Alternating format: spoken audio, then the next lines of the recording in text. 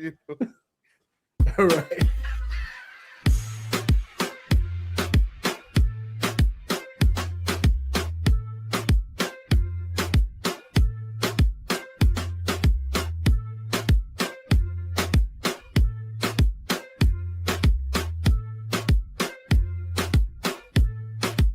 Yo, what's going on? This is the youngest in charge, Leon Slater, and you're listening to the Sports Jedi Network. You get me?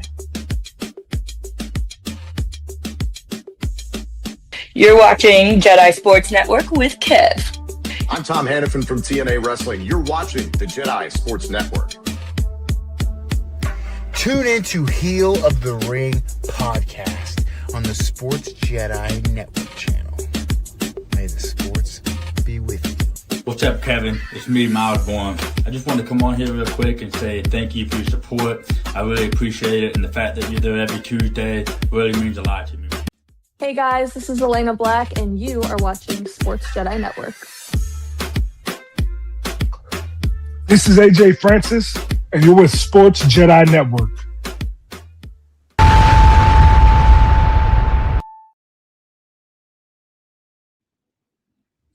What's going on? What is up, Jedi Nation? Welcome back to the Sports Jedi Network, the gold standard of true sports fan theory. The microphones are hot here tonight. The galaxy is ready live, and tonight we send the world of professional wrestling with our takes and our thoughts. Let's go. I got a little bit of an echo. Someone got an echo. I don't know if I hear an echo here. Maybe it's from me, but let's go. Are you ready to rock and roll, ready to rumble? We got the summer's biggest night for the WWE over. The first two nights are in the books. But, of course, like always, I'm never alone. I'm always with my guys here. The crew is in the building representing us, the one and only PGH Chris. What's going on, man? Not a bad show, guys. Not a bad show. How's it going, everybody? We're here to talk about SummerSlam Night 2 on a Sunday afternoon.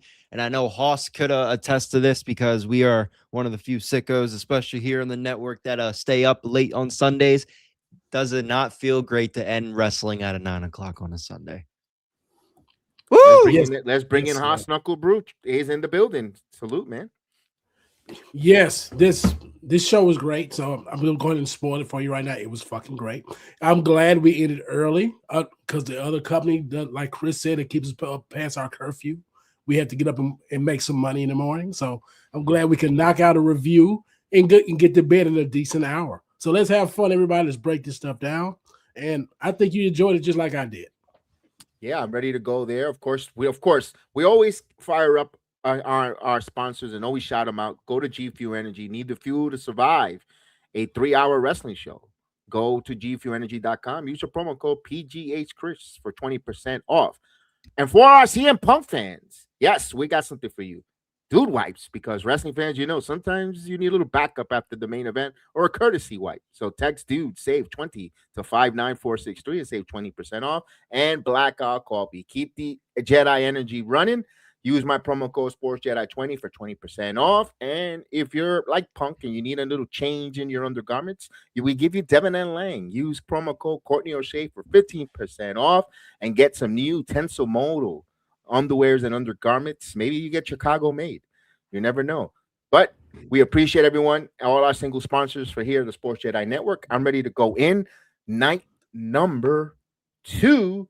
Thank you by the way, I want to say thank you for everyone that gave us the overwhelming love and support, the likes, the comments, all that stuff on night 1 with me and Haas. I know Chris had a few things to do. I appreciate everyone there, and I'm ready to go, man. Let's go. Opening contest. It's supposed to be a number 1 contenders match between Finn Balor and Sami Zayn, but the GM comes out, Mr. Nick Aldis, after a wonderful showing last night. He makes it not just a triple threat. He adds in Gunther, but wait, there's more. Fatal 4-way. And I kid you not, I opened the closet and I grabbed my T-shirt this morning. I said, I'm going to wear this one. I was going to wear family, the Roman Reigns, family above all. I said, let me wear Owens. I miss him. I'm also Kevin. I said, let me go with that. But Haas, I'm going to go to Haas real quick. When you see KO, a fellow big guy like me and you, getting back your thoughts. I'm going to say this, be fully transparent.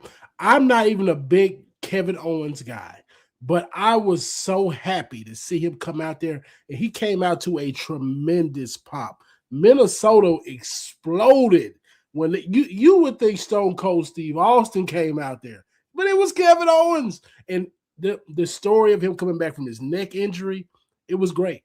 It was just spectacular to see. And I will say this, his partner in crime, Sami Zayn, sold the moment so perfectly when he came out and saw that music. So yes, I couldn't you couldn't bring out a better moment than that. It was great. Yeah, I'm gonna ask Chris. Chris, you saw Kevin Owens come out. How did you expect the crowd? Was it fitting for his reaction to return? And again, your thoughts on Sami Zayn selling and his facials. I expected him to get a big pop. I mean, like Michael Cole said on commentary, we haven't seen him in 17 months. I think SmackDown could desperately use a Kevin Owens, especially with a star power like him, and he's good on the mic. I know he could be a little bit too much with the screaming sometimes, but I enjoy me some Kevin Owens. So yes, I expected the crowd to give him a big pop. Yeah, Sami Zayn did a good job of selling it too. Again, he didn't expect it, especially in storyline, because he's been gone for so long. I personally thought it was going to be Randy Orton. Just this is a SmackDown storyline, so I could see why it didn't happen. Obviously, like, Cody's not the champion, so they want to have the feud without the championship. Cool, I'm totally fine with that. But I could have seen Randy Orton being that fourth guy just in the split second, because since this is a SmackDown story and Randy Orton, kind of the last time we saw him, he was fighting against Cody Rhodes for the for the championship. I thought maybe he would get back into that, and then maybe he gets a shot at it, and maybe him and Cody they run it back that way. But yeah, I mean, I'm surprised with Kevin Owens winning. I personally thought it'd be Gunther or Sami Zayn, but we'll see where it goes. I mean, it's definitely going to make for must see SmackDown, at least for the first few weeks, to see what he says. So I'm for it. I liked it, but I'm surprised it wasn't Gunther or Sami Zayn at the end. What I took out of the whole match in there was I was more surprised how Kevin Owens moved.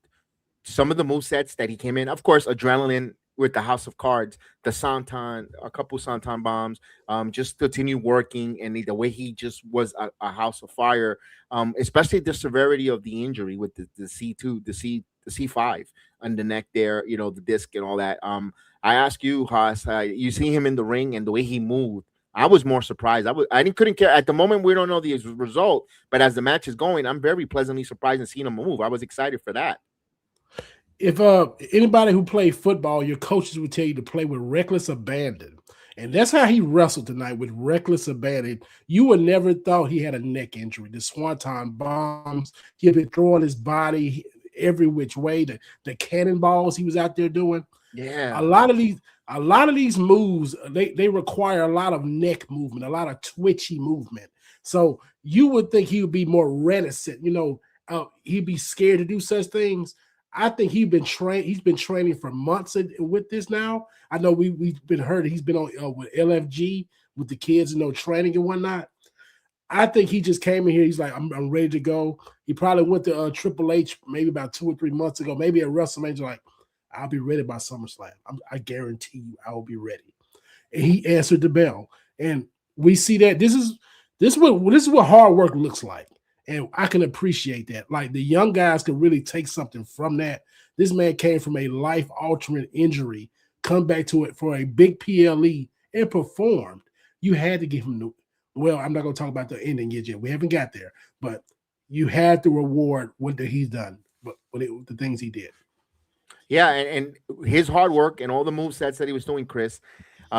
Give me your thoughts when you get the first face-to-face with Sami Zayn and Kevin Owens. We all know the history. If you're a WWE fan or even a casual, to see them and you don't know what's going on. And did you felt that there was going to be a hug, or was it the right moment to go into that hockey fight between these two frenemies, best friends? I kind of expected what we got with the, them embrace each other, and then just like how Max Holloway likes to do it in the UFC, where it's like get in the middle and boom, boom, boom. I kind of knew something was gonna happen. Again, I think we're gonna hear more from them too. Maybe stuff will get more fueled up as the weeks go on SmackDown.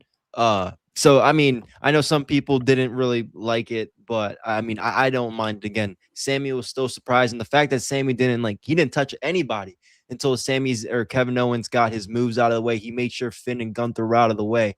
And then, so I liked how they built up to it. Again, more of it's going to come out of it, hopefully, in the next few weeks on SmackDown. But yeah, I mean, it didn't bother me. I saw some people that didn't like it, but at the end of the day, they don't.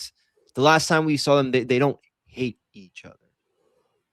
That, at least from the last time we've seen them together. So I had no problem with it. It was good. No, they could leave that for SmackDown for episodic television to tell stories for on Friday nights.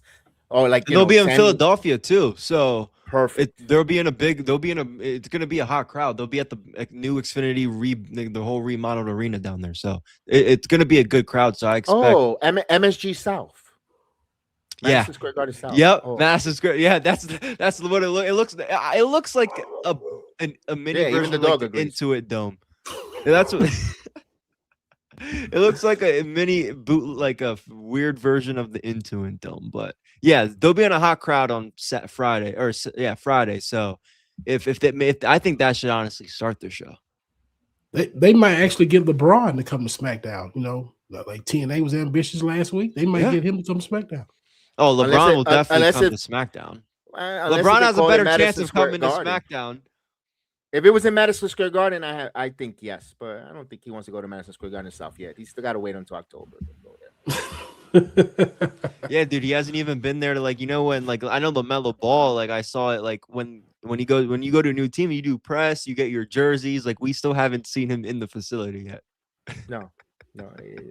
He said, "I'm not fucking going there." No. Yeah, I mean, well, let's get right into it. We see Kevin Owens. There were some times that they kept the story kayfabe with his neck, especially when they did the coup de grace on the top rope from Finn Balor. Everyone got. I thought everyone did enough. This match went 8.5 minutes. When the bell rings, not including the entrances, not including the Nick Aldis. 8.5 minutes. The Kevin Owens selling, even the little bit of the yelling with the neck. I bought it, Haas. I know you like a storytelling match as well, and even the characters. Did you give this the I love what's going on here? Yes, I was fully invested from the jump. When I saw Gunther come out, then Kevin Owens come out, I was fully invested in this match. Before this, I was like Finn and Sammy, whatever.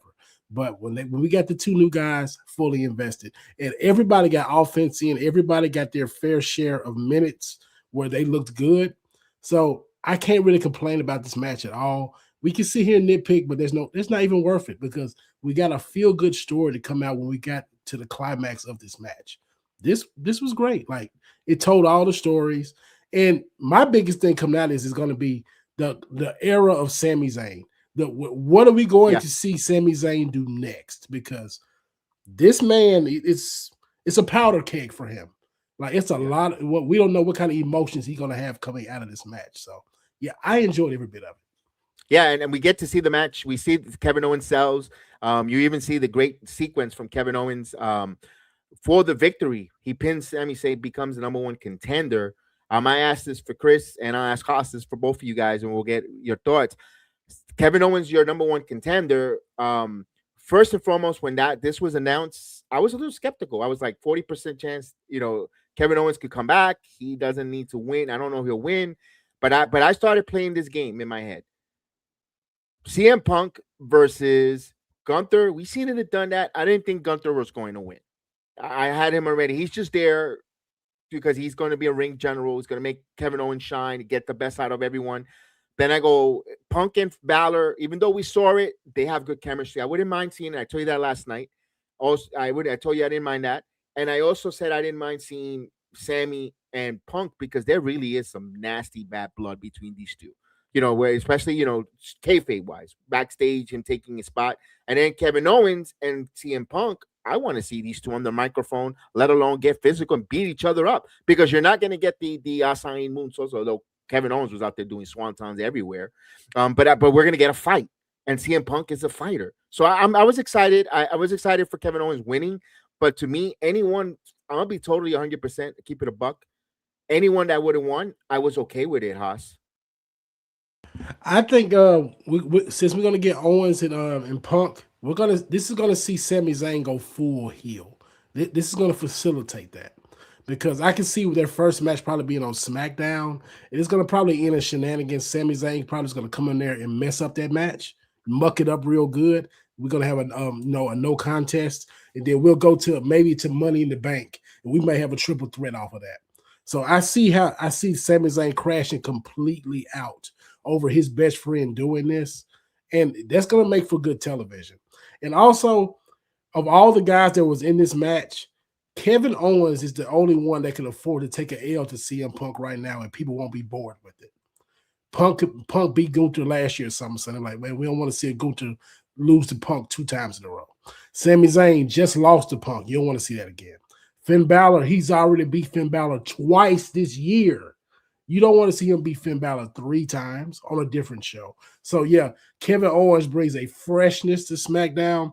And this is also an experiment that Triple H is doing. He like, let's see, can we get some lapsed fans come back since Kevin Owens has been away? Maybe some of his fans will come back and watch the show. Maybe we can get an extra 10,000 people, extra 20,000 people. Who knows?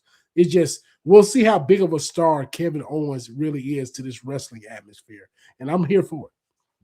Yeah, I'll give that to you. I get your floor, Chris. Your thoughts on Owens, where it goes next for Sami Zayn, and all, who you thought was going to win immediately before the bell rang in your head? Give us a little bit of sneak in your head. Who you thought was storyline wise? I felt like Sami Zayn would have made the most sense, just because I mean, basic rematch clause, right? And I thought the match they had in Chicago was pretty good. It was unexpected. I think Sami could have played it off for CM Punk, and like you mentioned, there's history between them two going back a few years since really Punk's been back in the company. So I mean, again, I still thought that even with the triple threat, even the fatal 4-way. Now with Kevin Owens winning, I like it because, like you said, and I agree. I think Kevin Owens and CM Punk's the better feud. It's the better television. It's going to get me more interested in watching SmackDown. You know, how decent or in how bad you think SmackDown has been the last few weeks. I think that could get most of everybody at least checking out to see what they have going on. So that's I don't mind that in that sense. But if we're talking about kayfabe and storyline, I really thought Sami Zayn was going to win the match, even when the Fatal 4-Way match was announced. Because Gunther, I mean, I think his time will come eventually, and I think we all know that. We're just kind of at the point where it's like, when? But I think we know it's going to happen. So I think, I don't know. Who's to say he can't get involved in this somehow anyway? But he's the one out of all these people that I wonder what's next. Because Sami could easily interfere with, I mean, they just did a Fatal 4-Way match tonight. Sami Zayn could easily interfere with the Kevin Owens and CM Punk stuff. WWE's not afraid to do that. So, and I really wouldn't mind it. I know a lot of people are kind of, it's like the same thing like tonight, right? A lot of people are maybe fatigued with the Sami Zayn and Kevin Owens stuff, just like the Seth and Roman stuff, but they could do something where like the final chapter, I don't know, something leading up. But my point is Kevin Owens being back is very important, so I don't mind this in the long run. Kev, before you go, I know we just saw Nick Aldis wrestle Gunther last night. Will Sami Zayn force Nick Aldis' hand again to come and wrestle for his manhood again? Because Nick Aldis has cost Sami the last 2 times. It's been Nick Aldis every time. If I'm Sami Zayn, I would want to give him a haluva kick to hell. I would Blue Thunder bomb him right in his office on the table. I'd be like, man, justice for Sami, fuck Nick Aldis, if I'm Sami Zayn. No, so but let me ask. I love what you're asking. I'm going to ask this question to you to follow up that. To both of you gentlemen, after seeing Nick Aldis' performance last night in the ring, are you opposed if they tell us, they build it correctly like you just said in Haas? I wouldn't mind seeing them Nick Aldis Sami Zayn match for wherever the next PLE on September or even in Money in the Bank. I don't know about you. I say yes. I wouldn't mind seeing that if they build it correctly. I don't know, Chris. I mean, I'm for it. I mean, last night I know. Dude, I was surprised to see on social media how many people were saying that this was their first time seeing Nick Aldis wrestle. Wow. This is my first time seeing Nick Aldis wrestle. I'm like, wow. Like, Yeah, that's my same reaction. Like, this dude's very good. He was very good, dude. Go check out the Magnus era, right in the 2011 era in TNA. I mean, when Impact sucked, he was kind of the main deal there. I wouldn't mind it. I like him more as a GM personally. I think the story with him and Gunther kind of fit. And again, I think they did a good. If he And I tells think him they the did. story by kicking him or They disrespecting. can. They can easily do that. I mean, now that we've seen Nick Aldis compete, they could easily do that. I don't think Nick Aldis, but my thing is they made a big deal like, well, you got your GM role back. You got your GM role back. You make a good point. I don't know if they're gonna, if they wouldn't have done that, if it was just GM versus, employee that's pissing me off, I could buy it. But they made a big deal about you have to lose your GM status to have this match and gain it back after. I don't know. I don't think they would go back on that. The only reason I bring it up because it just seems natural that who else would Sami Zayn be mad with? He's gonna be he got to be mad with Nick Aldis. This is 2 straight times. Like, okay, I'm supposed to have a number 1 contenders match just with Finn Balor. So you come out here with 2 new guys, one of them is my best friend, and you screw me again. And Nick Aldis is like, you just got to win the match. I don't care who you bring out there, just win the match. But I wasn't prepared for these men. Like I wasn't prepared for CM Punk. Why you keep screwing me? So I think that's a natural story. But and I don't think him and Gunther. I think him and Gunther's kind of ran its course a little bit because they were both arguing over Cody's title. Cody's not the champion. Yeah, I don't see them. I think that's where Sami they were and mutually beefing. I think that's why they were mutually beefing with each other. Although, when Nick Aldis announced Gunther, and Gunther said, kind of like, I don't know if they're like a truce or a peace. If Sami does step up to the general manager, Nick Aldis, and they really don't want him to wrestle anymore, or if it's a one-off, I could see Gunther coming to his aid because of the respect and all that. I'm not liking it, guys. I'm gonna be honest with you. I'm not, but I could see WWE go that route. Do you guys think it's that route, or you think nah? If it goes that route, that means Nick Aldis is going heel, and I would appreciate that. I want a heel. I would like a heel authority figure. I'm tired of both shows having face authority figures. Because if you're gonna have an authority figure, you gotta actually throw your weight around. Don't be up here just telling me, oh man, we're gonna announce this match. Like, show me that you are the boss of this show. So if he just say all this, be like, okay, I'm gonna delegate Gunther to fight on my behalf to handle my Sami Zayn problem. I'm all for it. I'm all for that. Okay. You know what? I'm glad you opened my eyes towards it, and I don't disagree with it. I don't hate it. I like it actually, and hopefully WWE executing goes that route when it comes to the Friday Night SmackDowns got better. You know what I always tell you guys, especially people that live in the Northeast or in the north part of the country. A couple of weeks from now, I hate to be the doom and gloom. It's going to start. The weather's going to start changing. Winter is coming, in the words of great Game of Thrones. You need some compelling television on WWE TV, because now summer's over. No more beach, no more bikinis. Florida's kids go back to school the 12th. They go to school on the 12th. Some of the counties in upper central Florida already are back already. Oof. So school's starting, and also families are not vacation going out yet, and it's going to get cold. So if you're going to a program with Kevin Owens, Sami Zayn, CM Punk in that vortex, I'm okay with it. We're just hoping that the writing team gives us compelling Friday Night SmackDown. But they just got not just one, because we're not talking about Randy Orton because he showed up in night number 1. He's also another face that you're adding to this Friday Night SmackDown group. Yes. So now you're getting some nice heavy hitters. I do want to say though, I won't be surprised if Cody goes away for a couple of weeks, because remember that Street Fighter movie's coming up for promotions. Although he's known to doing all that stuff, and also Roman Reigns. But we'll talk about Roman for the main event in a minute. All in all, very good opening. What a great start to open up the second night. Very hot. The crowd was good. And then we get to the United States title. Yes. Here's the one thing, though. We get Baron Corbin come out. He got no reaction from the crowd, man. I felt bad for him. Chris, go ahead. No. I was just gonna say I don't agree with this decision because you were just talking about the heavy hitters on SmackDown, and I'm happy you went with this match after. I don't know if is Baron Corbin going to have compelling television with that United States Championship the same way as Trick Williams.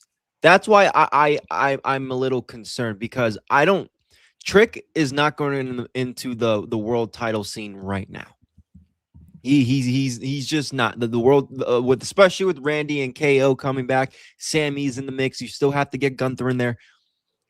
I just worry, not worry. I mean, Trick Williams is going to do good at whatever he does. I'm trying to figure out what is it about Corbin that they see already. He comes in, he gets the United States Championship match and wins it.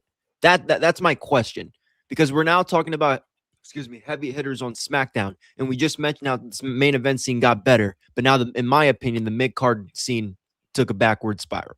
Not totally, but it went backwards instead of going forward. And I'm not saying Trick Williams retaining is going to go forward or anything like that, but you get my point. It's better TV when him and Yachty are there. So I just ask, why Baron Corbin going over? I disagree with that decision.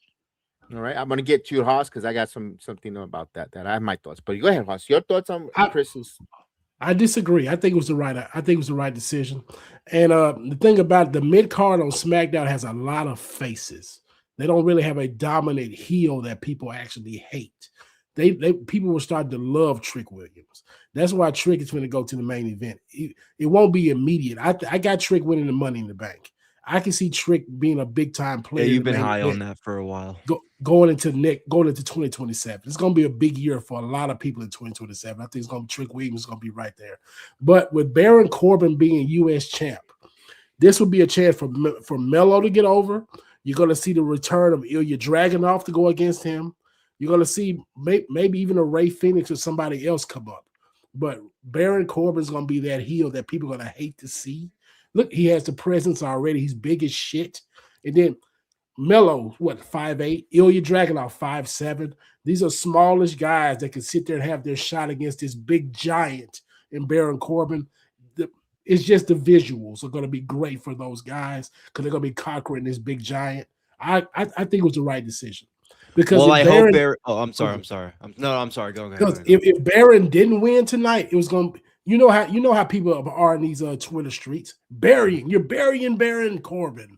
So he needed to win tonight. I just hope. Again, I hope you're right because I just want Corbin. If he's going to be that heel, I just hope he's interesting because, like Kev said, he didn't really. Again, I know he's fresh to a few people. He hasn't been back in a while. I hope he's interesting as this heel because you could. I'm not saying you're wrong because you see it today or you saw it tonight with Trick and Yachty. They're supposed to be the heels, but I mean Yachty's getting a pop when he comes out. So I hear what you're saying. I hope we see Corbin, a little more interesting in that heel aspect because if he's just like, I understand like a guy like Ray Phoenix, right? If Corbin's just throwing him around or a guy like Melo, like, yeah, that's heel aspects. Like I agree. I just, storyline promo, like, I don't know. I believe he can do it. He's done it in the past. So I just hope it's good, but you're not wrong. I'm just curious why so soon. I guess that's all. I'm telling you, it's going to be classic David versus Goliath type stuff here. They're going to try to save Melo Hayes with Baron Corbin. I think that's the idea. I think that's where they're going. And here's my thought: when I saw Baron Corbin, he didn't at first when he came out didn't get no reaction. I wrote that down. During his waiting for Trick Williams to come out, he was jarring and arguing and cursing and getting the crowd riled up to get boos. So that's one plus for Corbin. He knows how to get any reaction, whether it's in the ring, in the arena, or even on X. He's that type of guy. This is why when he won the world title, I was like, I agree. Not the world title, United States title. I was very happy. I love Trick Williams. You know that. I was happy he won that title because it's going now to elevate, like Haas was saying, and I'm going to second it. Wrestlers that you mentioned, the Dragunov, the Carmelo Hayes, the Trick Williams. One thing I told my wife when that happened, I said, "Don't worry, Trick is going to be fine. He's going to go to the main. He's going to go to the main event soon. With time." I say also while working with Corbin, he's going to get even more elevated. We're going to feel, because you want Trick Williams to have that sympathy of the crowd, not that arrogance, and Corbin could pull it out. Well, Corbin worked very well. And he said this many times when even in the beginning part of his hiatus or his release from the WWE, he spoke very highly of everyone that he worked with male-wise in the NXT locker room. Remember, he went down for a while and he reinvented himself with Braun as the Wolf Dogs. And when he got brought up, I was like, he talked very well highly about Carmelo, Trick Williams. When Trick Williams won the TNA World Title, he had great words to say. I love working with those guys. I love working with Ilya Dragunov with some matches. So Corbin is going to be there as the champion. The obstacle that these guys are going to try to conquer, but he's going to bring the best out of these talents from SmackDown in that mid-card division to try to beat him. Haas, me and you are lockstep. I think we're agreeing where we're seeing this for the future. The only difference is, are they going to run out of real estate time in a 2-hour show? This is where it sucks, because when it's 3 hours, they don't give you nothing. They dribble and they drag for SmackDown. I mean, for 3 hours, they dribble and drag, and now it's 2 hours. Now they got something. They got some stuff here with potential to cook and to really sizzle and give you the sizzle, the whole hibachi grill. And now it's like, ooh, they're gonna run out of time. But I like what Corbin winning the title, because he's going to help guys like Dragon, like even Penta, Ray Phoenix, or anyone in that mid-card division for SmackDown. He's going to have great matches. He's going to be the heel that you're not supposed to be happy that he won that title. You're not supposed to be cheering. You're supposed to be disappointed that Little Yachty went to the table. And Corbin, and when I saw the end of days, I said, no, he's winning. No one kicks out of end of days. Not even the great Trick Williams now. And right decision for the skyscraper, Baron Corbin, the nomad, and I'm happy. I'm looking forward to see Corbin going forward on Friday nights. I got one more thing here too. I think this is a Netflix thing too. I think Netflix is asking for Trick Williams to come to Raw. I believe that. I think they wanted LA Knight last year, and he found his way on Raw. I think Trick Williams is a number mover, and I believe they really believe that for the demographics. They want him and Obafemi on the same show. I can buy that. And Haas, they have history. They have history with one another. That's why I think he's gonna win Money in the Bank, so he can moonlight between both shows. And I like what you throw. Remember, I like that. October, ladies and September or late October is when the new season of ratings books, season premieres, all that stuff. That's probably where you're onto something. You could see probably Trick Williams, one of your hands-on favorite, to win Money in the Bank, so he could tease and be shown on both platforms, cross promoting, whether he's teasing and a cash in on whoever's the undisputed world title, the world heavyweight champion, vice versa. So you're onto something. I like what you're thinking here, and you're onto something that is very doable and seeable in the near future for the WWE. So I like what you're putting down here, and I like the fact that we had a ladder match. I didn't like it was called Interim. And I think, besides feel-good moment that we had on night 1, night 2, this must have been the greatest feel-good moment for this young lady. We had the ladder match, of course, Tiffany Stratton, Jade Cargill, Charlotte Flair, Lash Legend, and Chelsea Green.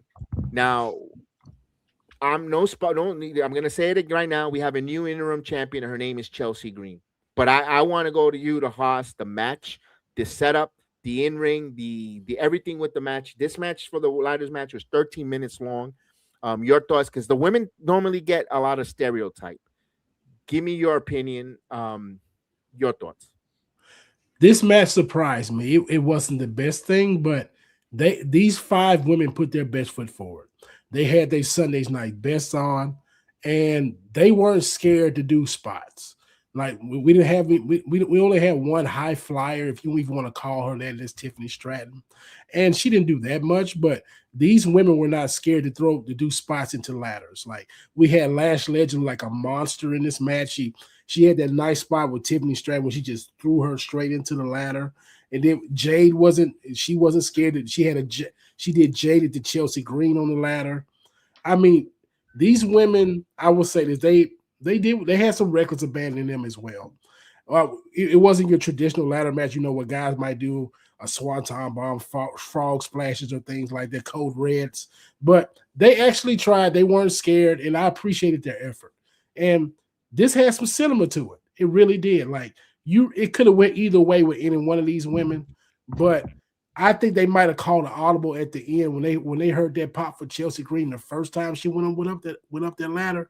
Everybody was like, Chelsea, and I'm just like, these people really want her to win.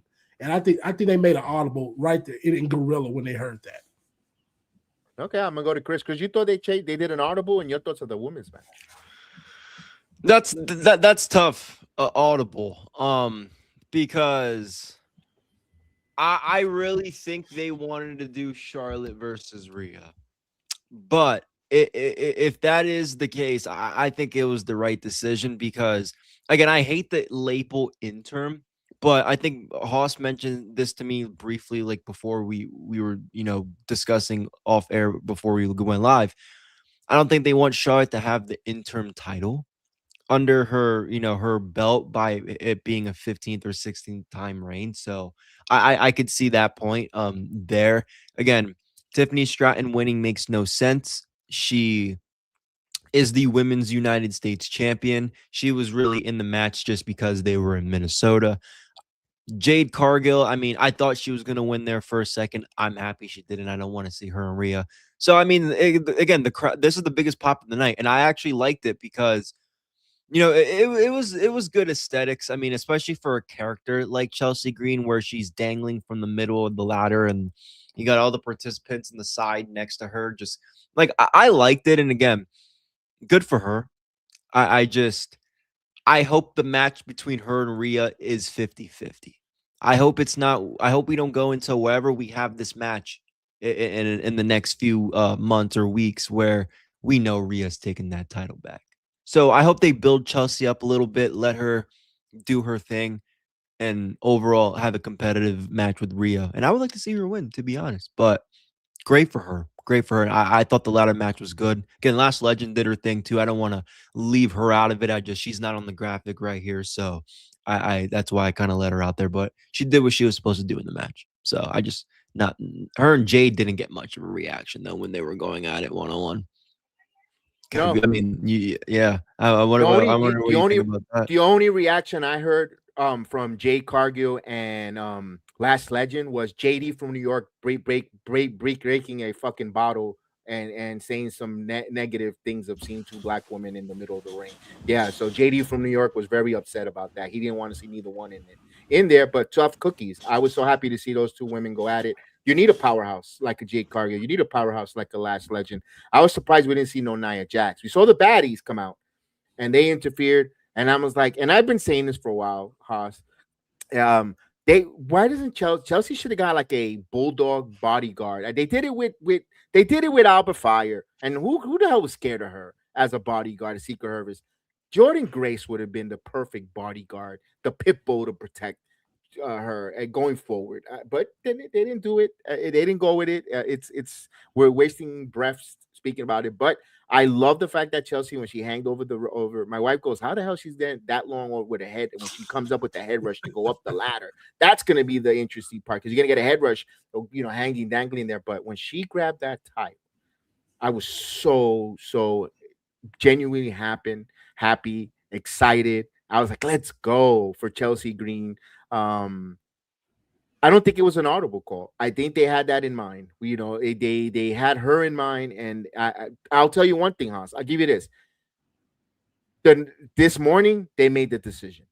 They going into last night. I don't think they still had an idea which way they were going. They made their collective decision and say we're going to go with this. The morning of, and when they did the pre-show meeting, then they told who was going over. I don't think they had a clear-cut definitive winner. Well, I'm gonna go ahead and say this. Chelsea Green is the most entertaining woman in this company. So it couldn't happen to a better person. Like, she tries tremendously. When I saw her fall to that garbage can that one episode on SmackDown, I'm like, yeah, she gets it. She understands what entertainment is.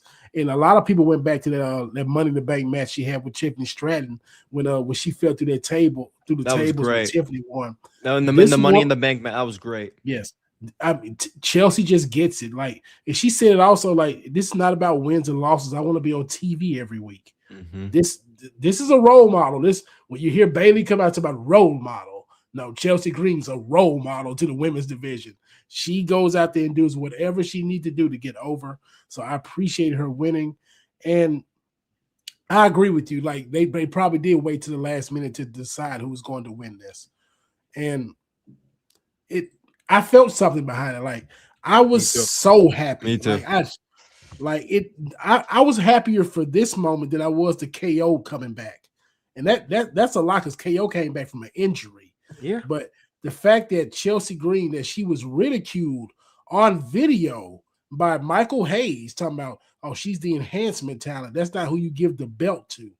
And they actually gave it to her. But we know what's going to happen when Rhea comes back. But we'll get to that when that happens.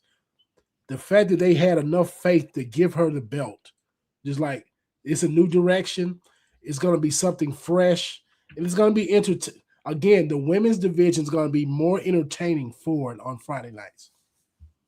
I hear what you're saying because of her with her that's Friday night where her celebration is going to be off the top. It's going to be bonkers to see who the hell is going to be the first challenger for her to want to take that interim spot from her. Also, if they do this, I can see the WWE.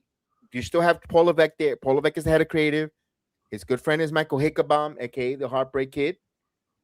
I can see when both women are ready to, when Rhea's healthy, Chelsea, if she still holds on the title, no one beats her for that interim title. That's also could be on the table. Someone could beat her and take that interim title in 3 weeks from now, or whenever she has to make her defense. But if let's say they do get there, they could still have Chelsea hold on to that title to be the full champion. They did it with Razor Ramon and Shawn Michaels. They elevated both Intercontinental titles over a ladder, and they both had to get on a ladder match to win the Intercontinental title. There was no clean pin in SummerSlam. If I'm not mistaken, 95, 90, in the 90s. Don't get me wrong, I'm a little older, but they did do that, where there was kind of like it wasn't called the interim, but there were two Intercontinental titles because Shawn Michaels was away from injury. It was kind of a storyline that they had before. They could do that if they want to protect themselves for either Rhea Ripley or Chelsea not getting the physical pin, and she went up the ladder and retrieved it. So I'll just keep putting it out there. The same way I believe, did Stephanie Vaquero win the title also in a ladder match when she was North American champion with Julia? I'm not too sure. I can't recall. I can't recall that. But I can say this. With Chelsea's not going to lose the title fast because they already got her. They got her program set in stone coming out of this. It's going to be Tiffany Stratton because she pushed the ladder over on Tiffany to climb up, and Tiffany's already U.S. champion, so that's going to be her first program coming back, and that's probably going to last maybe a month. That's going to buy Rhea some time to come back. That's probably going to last another month or so, and then Tiffany's going to go focus on JC Jane after that. So yeah, the first program is going to be Tiffany and Chelsea. Then Rhea will probably be back in about a month or 6 weeks, and that'll give her time to come back. So I can see that Chelsea's going to hold their belt till Rhea's healthy. Yeah, we'll see where that goes. I'm invested. I love the fact that Chelsea's won. Her celebration is going to be over the top. I wonder who's going to crash it. Would it be Nia Jax because she's pissed off she had 2 out qualifiers and lost? The bigger question is going to be, does Chelsea go face after this, after their response that she got in Minnesota? I kind of think she is kind of face. She just comes out to salute and smiles, and I don't, she's been a heel for so long. She's been the chicken shit heel, but she got such a tremendous pop in Minnesota day. Do you turn her face immediately on Friday? I won't change anything from her. Be honest with you, she's organically over like that. I won't change anything. I think she's one of those good tweeners. Yeah. Because she does, because I see what Halls is saying though, because she still comes off as a heel. It's just, I think it's one of those things now in pro wrestling where we're all guilty of it because we love Chelsea Green. It's one of those heels that we like to cheer. I just think it's one of those things. Again, Unreal helps sympathize her on a human level to most people that enjoy Unreal. So I could see for multiple reasons why they put the title on Chelsea. Yeah. And another thing, we're going to get to a point. I think she's going to probably defend that title once against Tiffany Stratton, and they're going to go to like, oh man, she's been champion for such and such long and has only one title defense. Like the internet, that's such a big trend these days. Oh, they've only defended the title one time, 0 times in 100 days. So whatever these wrestling fans want, whatever they're going to talk about, this you're going to get that out of Chelsea till she meets Rhea, and then she probably gets squashed by Rhea. Maybe Money in the Bank, the crown jewel at the latest. We'll see. We'll see for Chelsea Green. Speaking of humans, we had a human monies on a pole match. The Enigma, who is taking the WWE by storm, Danhausen, will get an opportunity to finally get the human monies for himself against the Mega Campeón, the one and only Dirty Dom Mysterio. This is your levity match, your comedy. You feel, after you have the arena feeling so good, so happy for Chelsea, and seeing her, with Matt Cardona and ringside giving her a hug and a kiss of his wife. And then you get the human monies match. I don't think you were going to get anything negative, really. Maybe a couple eye rolls here and there. You got the little Manhausens, and you got El Torito Hausen, who showed up there to do his thing with JD McDonough. Got Joe Hendry come out. You believe. Of course, I thought Dominic was going to win the human monies, and turned out to be the not real money, the money that you could buy at WWEshop.com, the human monies. And it was the human monies, Haas and Chris, but Danhausen won. So Chris, he's still undefeated, and the machine TKO is going to keep pushing him. Your thoughts? Look, this this type of stuff isn't for me. It's for a certain demographic. I understand that. I'm not gonna hate on it like a lot of people do on the internet. It's what it was. I mean, they did a gimmick match. They did a interference. They didn't have Dom go out there and have a clean match and lose cleanly and all that stuff. But I mean, I had no interest in it. I was personally taking a shower while this was going on. I'll be honest. Shout out to ESPN. Shout out to, I mean, I didn't use WWE radio. It almost felt like I was, but shout out to that helped me for this instance, because it's, look, I don't know. It's one of those things where Monday kind of turned me off from seeing the match. I don't know. That's just me personally. Fair enough. Haas, you like a good gimmick. You like a good levity. Me and you, we were the only ones only on the island that like the gingerbread man and all that good stuff. Did this match deliver for you in the comedy air? And did you're very mature as well to have that open mind. Did it fit that? It served its purpose. Like it did exactly what it needed to do. And I will say that Danhausen is getting people work. Like these mini Hausens, they're on TV often. If it wasn't for Danhausen, they wouldn't be working right now.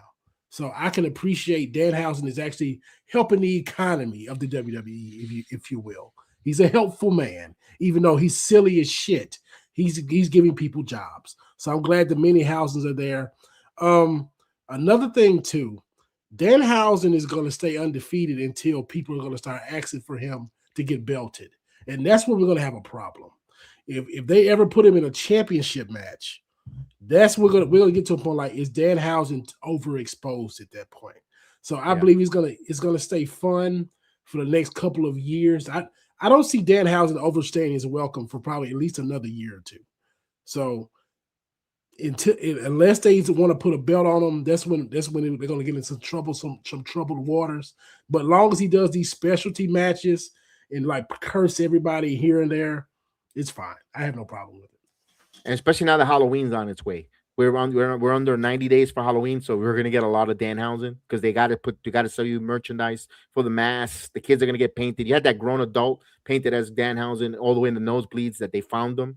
They found them in the nosebleeds sitting there, dressed up as Danhausen. It was like, okay. The only thing that's getting to me a little long. I understand some people might say the whole Danhausen might be long in the tooth. Not me. I kind of like a little bit of the levity, just changing pace. The only thing that I don't like is when you're a curse and then the stupid sparkles of the post. I don't like. I'm starting to dislike that already. Try something different. Give me something different. I mean, it's just easy for him to do because he's supposed to be this supernatural being. Yeah. So and the fact is, it's not like how the Wyatt 6 was. Like it's goofy and it just works. And you could just telegraph it when it's going to happen. So I don't have a problem with like it. You got some people that will lose their heads over it, sit there and have a stroke on their podcast about it. Like, it's not that serious, bro. If you don't like it, there's a 3-hour show. I mean, it's other things it's other segments that you like. So, and speaking of not liking it, he missed it by 3 inches. Tony Khan, he wanted to be a Minihausen. He just too tall by 3 inches.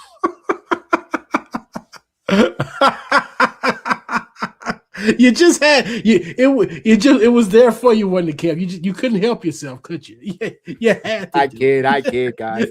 I just like Danhausen, got throw a little levity here and there. My little dad joke. My dad jokes. I will say this though. JD McDonough looked like a giant, a god amongst men against those Minihausens. That's a great visual. He was peacocking. Yes. No, did you hear Michael Cole say the bison of a head from JD McDonough? I say, who wrote that joke for him? Michael Cole ain't that witty. Who said that? Who did Barrett on commentary. If it's gonna be, hopefully it's not as horrible as that concert we had on Monday. Oh my God, Barrett had me cracking. Oh, more of that's on the way. They workshopping different things for Danhausen. And as you can see, Danhausen and Joe Hendry are about to be a combo package. It's not over because even though it was panned on Raw, it got so many impressions on social media. They're not going to ignore that. It's gonna happen again. So let me ask this question to Chris: what's going to be more over, Joehausen or Hookhausen? Oh boy. At least with Joe Henry, you got some charisma. I mean, at least, yeah, they got grown men on TikTok doing the "I believe that you are cursed." I mean, Hook ain't saying shit other than eating a bag of chips, sitting there like a fucking moron with his hoodie up. Damn. I think Hook's the most boring wrestler ever, so don't mind me. You got Joe Hendry going full Jeff Jarrett. He's breaking guitars. He got a guitar broke on him. Now he's breaking guitars on JD. He's going back, tributing to his buddy from TNA, Elijah.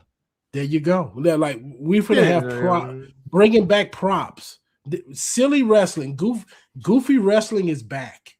So just embrace it, or you just wait till the next segment. It won't be that long. So that's all I have to take. The only thing I saw there, I saw the most disappointing face in the arena. He was so mad. I was a little afraid. When Danhausen took his human monies and gave it to Nick Khan, he said, "This shit is fucking fake." Fuck, man. He was mad. I couldn't believe that. Nick Khan, that greedy bastard, really wanted some real money. He thought he was going to get a rebate. You know, they had to give away tickets for $25. He thought he was getting his fucking upfront bonus right there. Yeah. He thought he was getting the SummerSlam money right there. By the way, someone should tell his ass to sit in the back.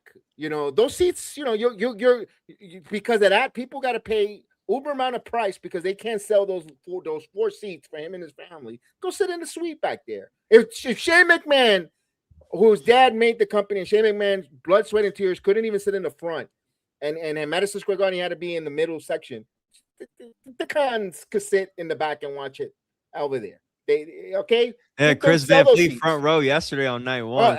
He didn't come. He didn't come this tonight because his date. He didn't want to come. He was pissed.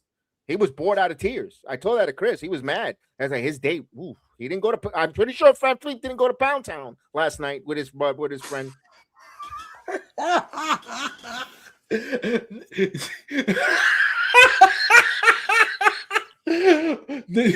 I can't even respond. Chris, Van Fleet, if you want to give us the exclusive, you're more than welcome. We're in a interview about you and your partner. I mean, well, Minnesota is the land of 10,000 lakes.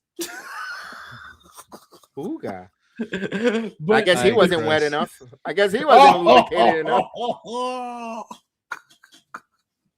Fucking Chris Van Fleet. But the Khan, Nick Khan, he has to show you that he's the head Khan in charge. So his ego is going to be dripping all over everywhere they go. He must show face. He must be seen on the hard cam at all times. You must catch Nick Khan at these big events. You have to. He's letting you know that I run the show. I am the guy. Like it's not Ari Emanuel, even though it is Ari Emanuel. We all know this, but Nick Khan is this specter of evil that must show face at every event. Well, by the way, if you want front row seats, go do that in Sufa Boxing. We don't need you in the WWE in the front row, please. Go to Sufa, go over there. And by the way, I kind of want to see this main event. You know, I kind of want to see this as a random, and it's never going to happen. A WrestleMania moment or for charity. I need him to stand back to back to take off his 5-inch heel, and I want to know which is the taller Khan. Khan. That's a WrestleMania moment. You want to make extra money for pay-per-views and ad revenues? Who's the taller Khan? That's for my That's for my Trekkies. If you know the Khan reference, go for it. Yes, he's the captain now. He's telling everybody, I'm the captain now. Good job, Marie. Good job, Marie, on that. But no, that was okay. It happened and finished. And then we get into the Intercontinental title match. Thank you for everyone that's watching us here on the Sports Jedi Media, Sports Jedi Network channel, and all the different platforms. We appreciate you here on the recap show, post show of the one and only SummerSlam night number 2. We go into the Intercontinental title match. It's Chad Gable versus Penta. 11 minutes total. Chris, I know you were very happy, very excited to see him being the #1 contender for Chad Gable. He completes his story in front of the Minnesota fans, in front of his wife and children, even in front of the mascot of the root beer. Your thoughts? It was fine. It was a good match. Not too much animosity going in it. Not too much of anything. It was to give Chad Gable his hometown moment. I like it. Again, it kind of he got his family in the ring just like he did for AAA. It was he got the mic and said he was from Minnesota. So just to crown the hometown kid again. Penta, he'll be all right. Him bringing the title around Gable, it's okay. You can have that in wrestling. Once in a while, a good if you're gonna do a babyface versus babyface, even though I am not a big fan of, as you guys know, but I could appreciate that. In the ring where they show some love to each other. So I liked it. Great move. Excited to see what I think. Again, Penta's going to be fine. We'll see what he has going on in the next few weeks, but good stuff. Hopefully they made the right decision there with Chad Gable. Not hopefully they did. I know they did. I'm curious to see who's next on the horizon for Chad Gable. Yeah, when he snapped the neck, the shoulder, did you think he was legitimately? Because there was a spot where like, man, he might be hurt. That was well, he was talking to the ref. Yeah. So I was kind of like, I thought I could have I thought the microphone picked it up too, but I thought he said something like my shoulder. But when he did the reversal and went into the angle slam, I figured he was okay, or the angle lock, excuse me. I figured he was all right, but. Yeah, I mean, he told the ref, so that's what kind of caught my eye. Did it worry you? A little bit because he said because he was looking at the ref. Because I heard him, I saw him mouth something to the ref. So if he was just selling it, like I think Bianca does a good job of doing stuff like that, but he was talking to the ref. And that was SummerSlam too. So. Remember that SummerSlam? That was SummerSlam. Yeah, she screamed, and we thought I said she ripped her freaking knee. And she was yelling. Yeah, good call on that one. But yeah, I liked it. With I'm happy Chad Gable won, and it shows you they brought the mug dog out with the root beer. He got that dog in him. Do you get that dog in you, Chris? Do you get that dog in you, Kev? Get you some mug. I know. Izzy Dane has a dog in her. I'm gonna sound like a sicko hoss. I actually drink A and W. Oh, you're no fun. Boo. I drink A and W. with Chad Gable, I'd have him wrestle on Monday night with that belt right now. I'd go, he's going to have a match. On SmackDown, you had the US Open Invitational. I have it right now for the Intercontinental Championship. Showcase how good Chad Gable is as a wrestler every week. And I would do that until you're ready to put that belt on Javon Evans. I mean, like you do it for like 8-10 weeks straight, and then have Javon come to answer the bell, and then you give it to him. But showcase Chad Gable every week on Raw until Sunday night's main event or whatever, wherever we get to the next big event. Let Chad Gable wrestle every week, and then you're gonna have a banger on Raw every week with Chad Gable. Go with that. All right, me. when I saw, I was like, man, we're in Minnesota, and I saw that, I said, there ain't no way a Mexican's gonna defend and win that to keep his title in Minnesota. I said, oh, we're fucked. If it was Somalian, maybe. But I said, that's what I do.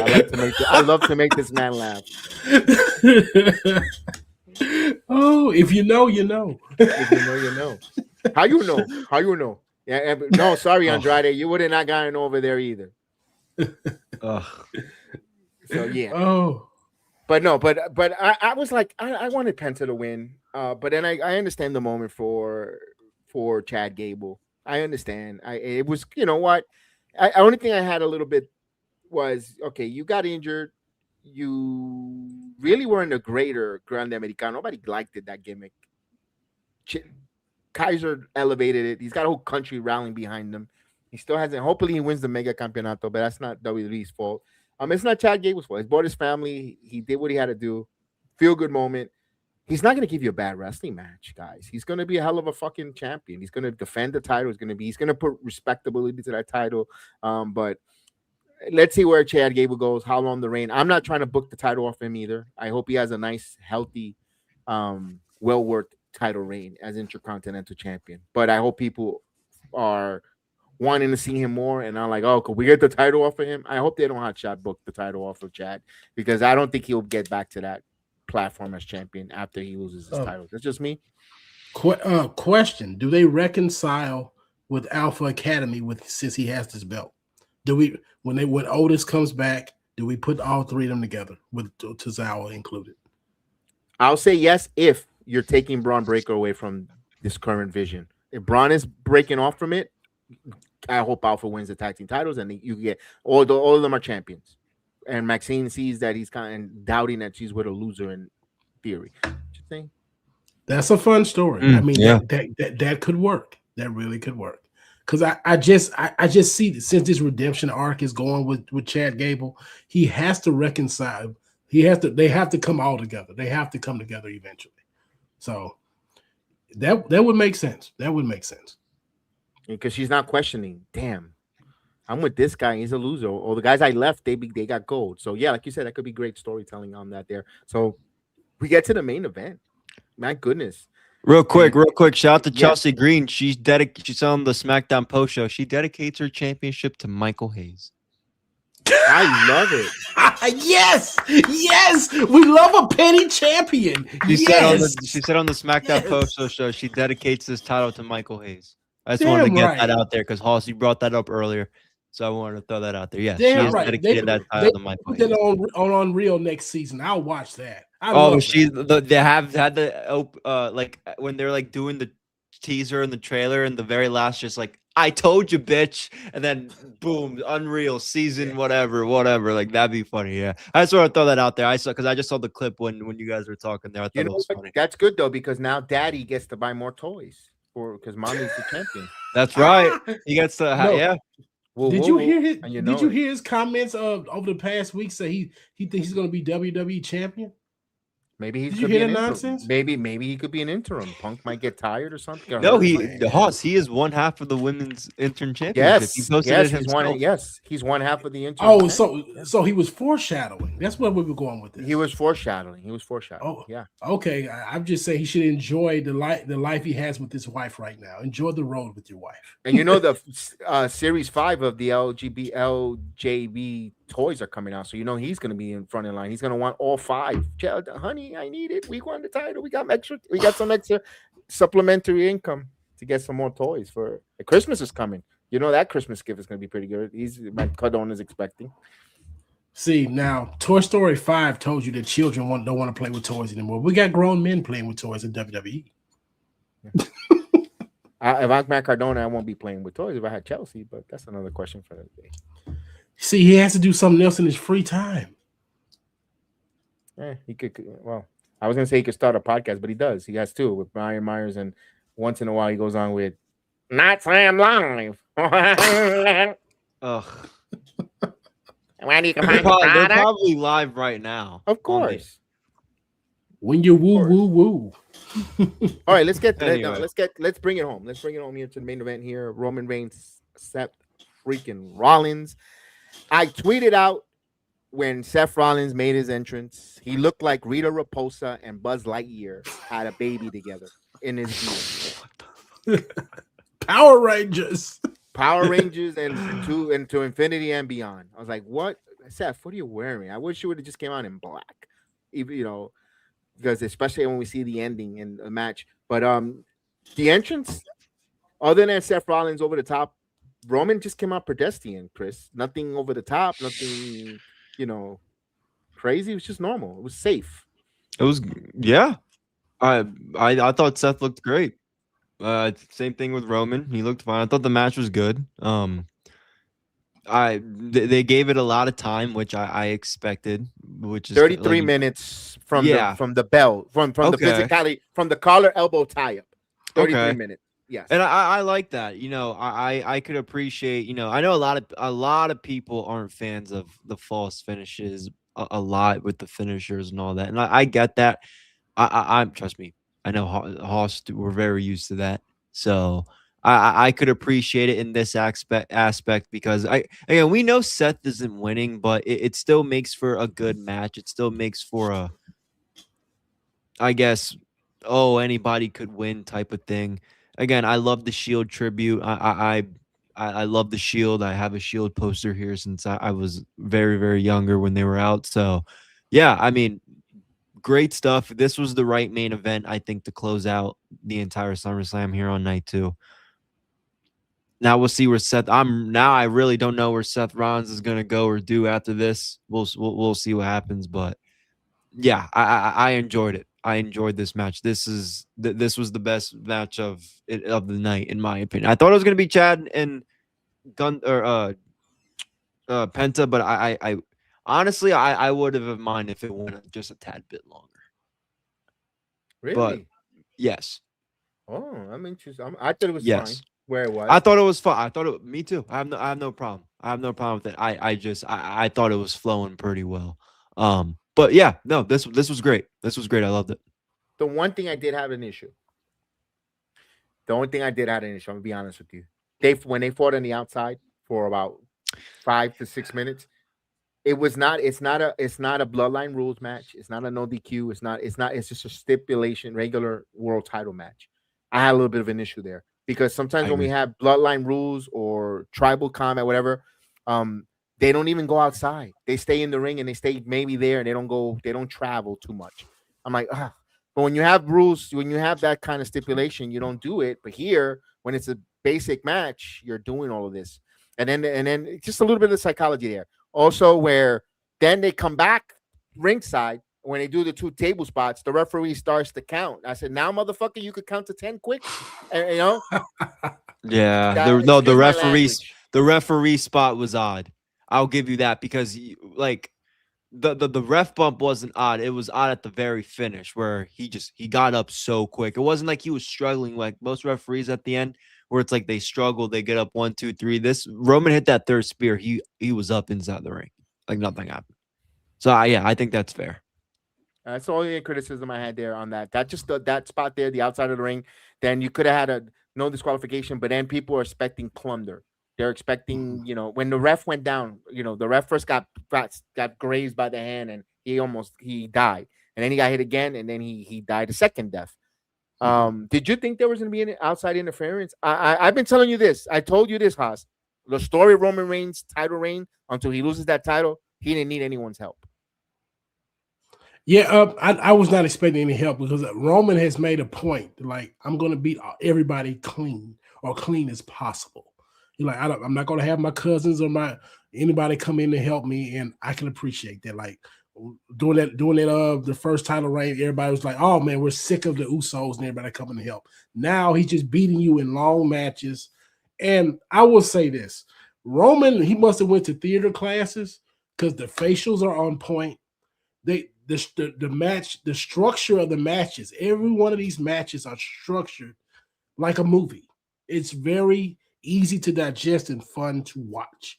Like it's the epitome of sports entertainment. You're not just watching a wrestling match. Like it's a whole, like people talk about the Odyssey. It's a whole epic that goes on with the Roman Reigns matches. And that's why they're so enjoyable now. And shout out to Marie. I would say this. You say you wanted Seth to dress up as Final Form Cell. He dressed up as Final Form Frieza, with the white and purple.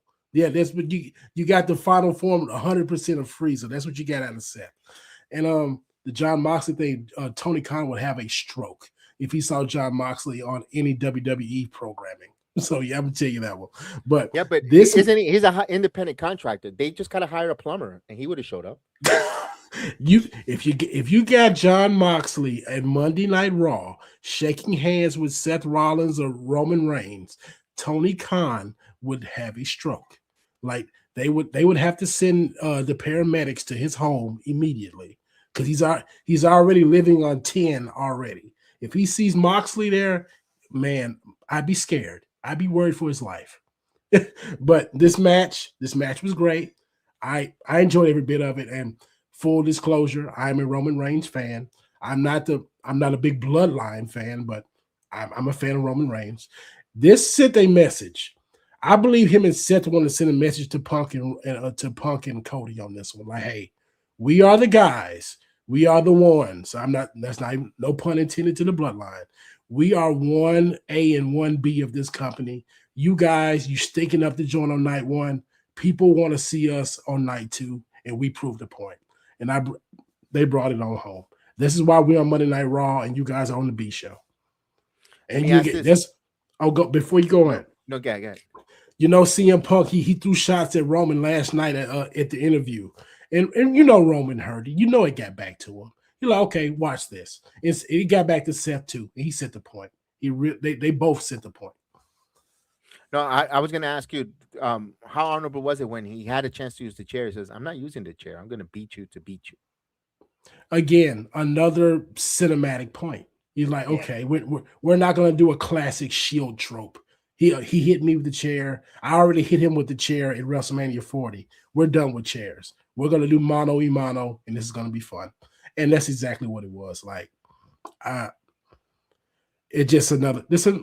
Roman Reigns. He's just tacking up great matches this year, and when he goes away, it's just going to make us miss him even more. That's all it's going to be. I've been saying that. One thing that pissed me off with commentary, I wish Chris had a little bit of issue there. He's not here. When Michael Cole says, one of the longest reigning champions. Let me hold on here for Chris when he joins, because Chris is. No, you're good. You're good. I was there to say one thing that pissed me off, Chris, and you know I'm going to go with this. When Michael Cole says, one of the longest reigning champions behind this one, behind Hulk Hogan, I was so pissed. I've been on my Kev has been saying for a long time. A lot of people didn't like Hulk Hogan, and a lot of people were pissed off that Hogan was still around or had the record. So why not just let Roman beat it? But all the Cody crybabies, LaGreca, Cody, they want them. That WrestleMania 40, they wanted. Yeah, I know exactly. That's only the reason why I wanted Roman not to lose in WrestleMania 40. I love Hulk Hogan. That's my guy from my childhood. I'm not gonna make believe I hate Hogan for what he said. I love Hulkster. I grew up with Hulkster. If it wasn't for Hulk Hogan, I wouldn't be a wrestling fan. But if he's so toxic and he said what he did say, he did admit he did say what he did say. Mm-hmm. I think I would have liked someone that looks like me, brown, tan, to break Hulk Hogan's record. That would have been the best, the biggest, the most post-reign modern champion, long reign after WrestleMania would have been Roman Reigns. It would have sounded nice tonight. But no, they couldn't fucking wait to give Cody the title at Survivor Series in Madison Square Garden or whatever. But no, they had to force feed it. They had to jam it up the A gap for WrestleMania 40. I still get mad until this day because I knew this day was going to happen when commentary was going to say that same shit, and it was going to piss me off, and it pissed me off that time tonight. Seriously. But it didn't take away from a good main event. I loved everything there. Everything was great. But that comment there, that's why I wanted Roman Reigns to be the longest reigning post-WrestleMania champion of all time. Yeah, it just sounds better. I will say this. With Roman on this run, and when he does eventually lose, it's going to leave a gaping hole on television again. Like, if everybody wants it to be Obafemi. Obafemi is going to have some big shoes to fill if that is to happen. So I would rather it not be a rookie to take it off of him. if that makes sense. Because if creative don't have anything ready for Obafemi, the crowd is going to turn on him immediately. Yeah. So I would say this, like, if Roman doesn't go away for a long time, you got to set this up for tribal combat against The Rock. I know people are tired of Dwayne. They're tired of waiting on Dwayne, but this is set up properly for him. That's the way I see it. If they would have done that at WrestleMania 40, we wouldn't be talking about, oh, we need the tribal combat with The Rock and Roman Reigns. That would have been finished already. Now you could have been having Cody now in that type, ready to take that spotlight from Roman. And then Roman, if he wants to go off way to some, then it should have been Cody Rhodes. But no, they wanted to leapfrog and force feed and move the timeline to accelerate it. They just, that's what pisses me off. I'm never again, I'm going to say Cody hater. I'm not a Cody hater. I know that I understand the kids love him. I understand because I said I just love Hulk Hogan. I love the way his baby face. I see a lot of Cody Rhodes into that Hogan type of deal. But I felt it wasn't there yet. I needed him to do it maybe going now or now. And not even now, he could have been champion. He could have. It just was a little bit because we would have got Rock and Roman out of the way. And Dwayne could have continued doing bad movies, Moana and all that.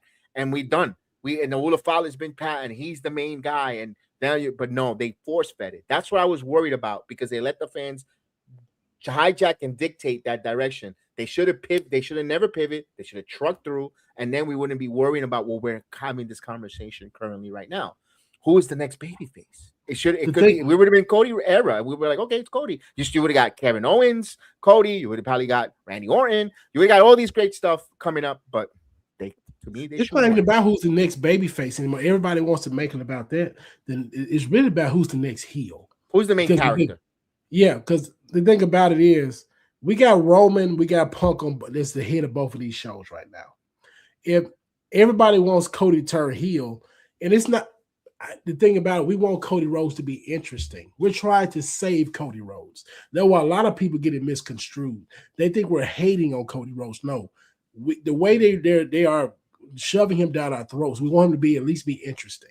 He's no longer interesting. So if he turns heel, you can make the new baby face by him being so dastardly.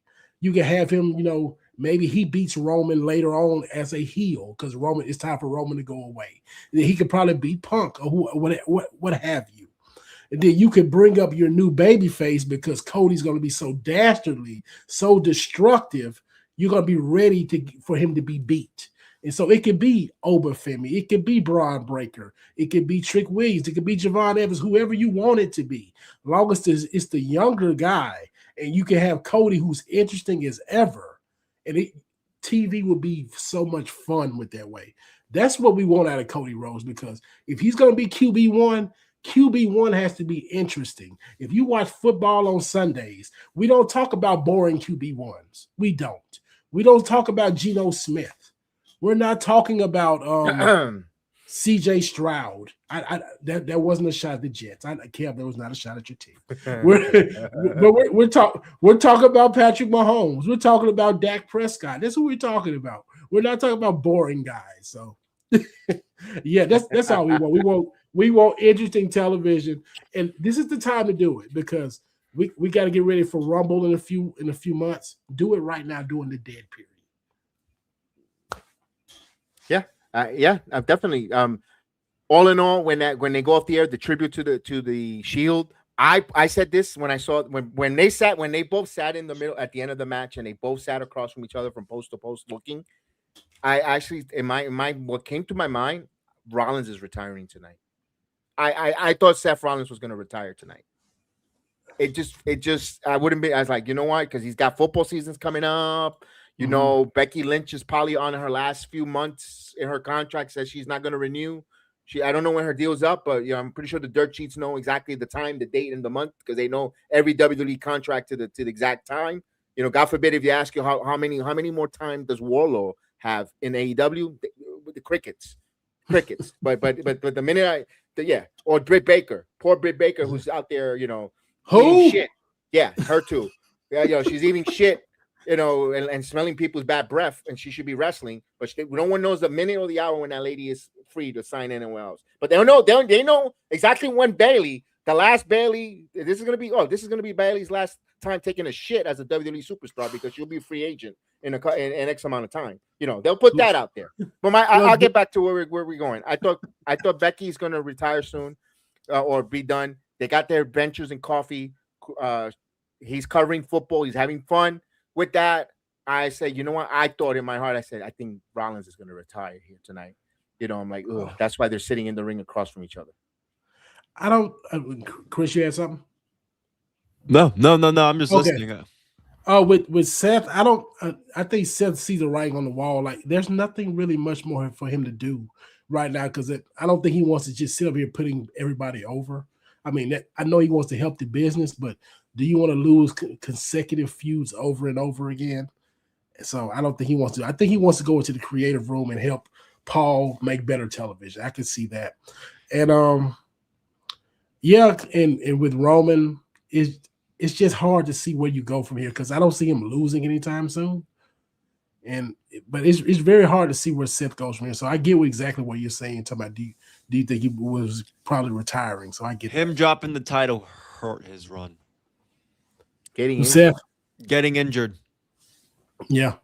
Even the fake injury angle to an extent was kind of like the beginning, but he actually got hurt for real when he cashed in at WrestleMania or SummerSlam last year. Excuse me, because they literally just showed the clip. I don't know why.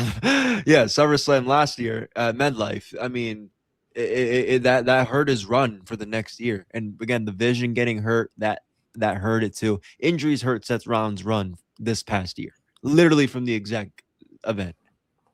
That's another thing too. So I don't blame you guys if you guys have that thought because look, he is happy doing the Rich Eisen show on ESPN, Disney Plus, talking sports. Like, I mean, he could just be an attraction, like a SummerSlam, a Mania, a big event. If you want to have him, you can just be one of those. But I agree with Hoss. I don't see what he would be doing or feuding with for weeks just to lose and puts people over.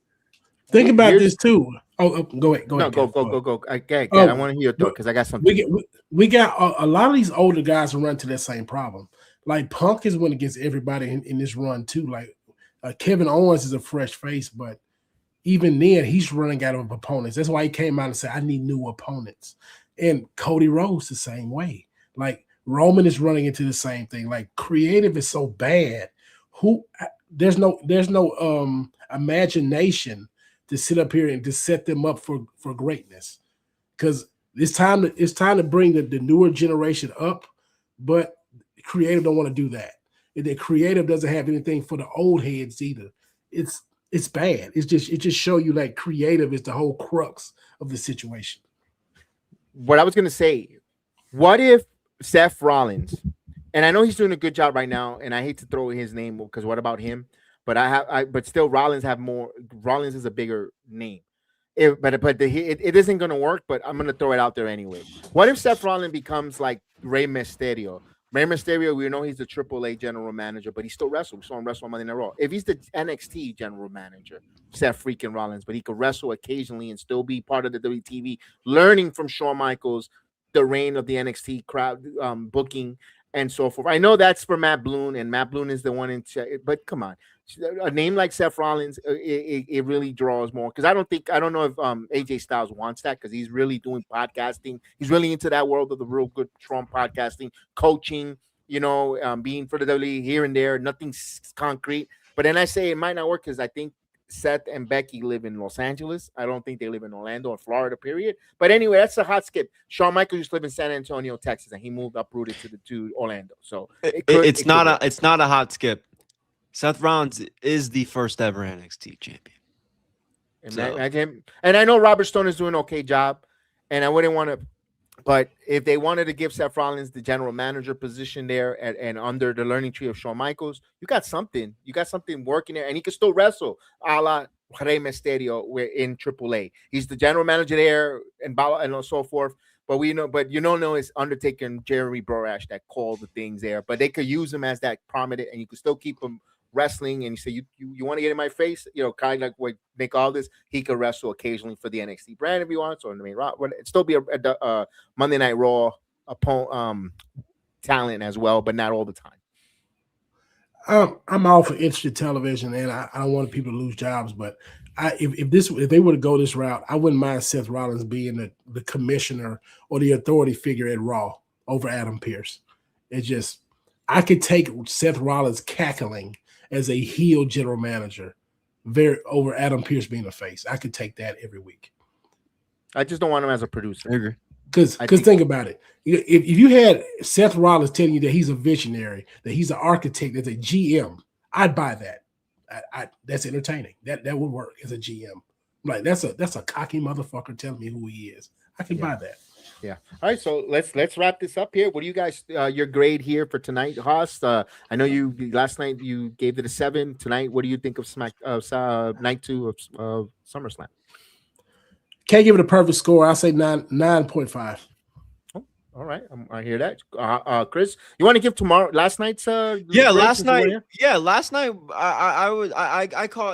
I caught majority of it. I caught all of it actually, but there were some spots where I wasn't paying attention fully. But last night, no, I agree. I would give it like a 7.5. I mean, it wasn't bad. I didn't mind the Hell in a Cell. I liked Randy coming back during the Cody and Punk match. It wasn't bad. And I really enjoyed the Liv Morgan Io match. I tweeted that out. I thought that was a killer opening match. As well as Sol Sokola. I enjoyed his aspect in that triple threat or 6-man tag. So yeah, last night was fine. But tonight, yeah, I mean, I 8 or like a 9. I mean, I thought all the matches were good. Again, it could have been a little longer, like you said, but I thought we got a killer main event. Again, the right main event to close out night 2. And the opening match was good. Again, big pop with Chelsea. So some new things. I think tonight, with Kevin Owens, I think tonight furthered TV better than last night, if that makes sense. That's why I think tonight was a little bit better for me. Yeah, if you didn't like this, if you didn't like night 2, you just don't like the company. And I could buy that. Like if you don't like WWE and you gave it like a 3 or 4 out of 10 or a 0 out of 10, that means you just don't like the company. I'll buy that. I can respect your decision. But if you sit up here and you say it was you enjoyed the show, but you don't give it a high score, you're just hating to be hating. Yeah, they can't really deliver much better than they did tonight in the current state of wrestling in 2026. Yeah, that's why I could give it a 9, 9.5, 9.5. The point because I would have liked one more match but we mentioned this and we talked about it before we went live.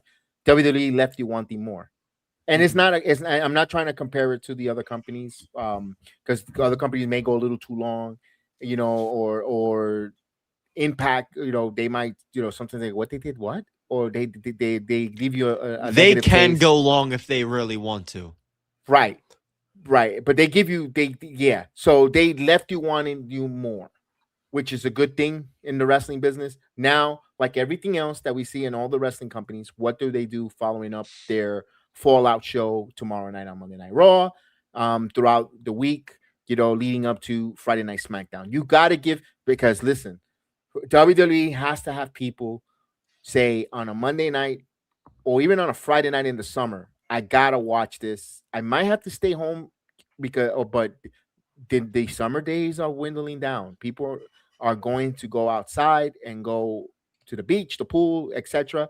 You have to be compelling, and you have to have us as a consumer wanna watch this television program on Fridays. You have to do something, whether it's social media, whether it's something by hook or crook, to want us to watch these follow up to SummerSlam. And then we'll find out in 3 weeks or before, when the winter gets here, when everything's closed, if they did a good job. You can't tell right away, oh, they did a real good job. No, if the numbers start to progressively incline with Kevin Owens back, with Randy Orton, then they did a good job to want us to tune in on their weekly television shows. So we really appreciate everyone on that. We thank everyone to join us tonight. We all got to get up and work in the mornings.